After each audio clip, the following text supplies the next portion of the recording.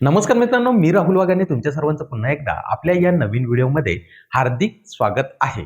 मित्रांनो, ration card धारकांसाठी एक चांगली अपडेट या ठिकाणी आलेली आहे. मित्रांनो, एप्रिल महिन्यामध्ये आता रेशनचे धान्य एका महिन्याचे मिळणार नसून तब्बल 3 महिन्याचे धान्य आगाऊ स्वरूपामध्ये एकत्र मिळणार आहे. मित्रांनो, केंद्र सरकारने रेशन कार्ड धारकांसाठी हा दिलासादायक निर्णय घेतलेला असून केंद्र सरकार दारिद्र्य रेषेखालील सर्व लोकांना मोफत धान्य वितरित करते. मित्रांनो, केंद्र सरकारच्या अन्न व सार्वजनिक वितरण विभागाने याबाबत माहिती दिलेली आहे.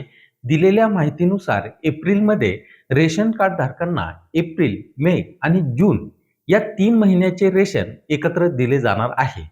केंद्र सरकारने याबाबत राज्य सरकारला आधीच महत्त्वाचे निर्देश याबाबत दिलेले होते. मित्रांनो, जून महिन्यापर्यंतचे धान्य आगाऊ स्वरूपात राज्यांनी घ्यावे याबाबत केंद्र सरकारकडून राज्य सरकारला सांगण्यात आलेले होते. यामागचे कारण असे आहे की पुढच्या काही काळात केंद्र सरकार नवीन गहू तसेच तांदूळ खरेदी करणार आहे. त्यामुळे राज्य सरकारने पुढील 3 महिन्याचा साठा आधीच घेऊन ठेवल्यास केंद्र सरकारला आपल्या गोदामामध्ये नवीन खरेदी केलेले धान्य ठेवण्याकरिता जागा उपलब्ध होणार आहे. मित्रांनो, यामुळे आता तुम्हाला मिळणारे रेशनचे मोफत धान्य पुढच्या महिन्यात म्हणजेच एप्रिल महिन्यामध्ये तुम्हाला एकूण 3 महिन्याचे धान्य एकत्र मिळणार आहे. तर मित्रांनो, हा व्हिडिओ तुम्हाला आवडला असेल तर या व्हिडिओला लाईक आणि शेअर करायला विसरू नका.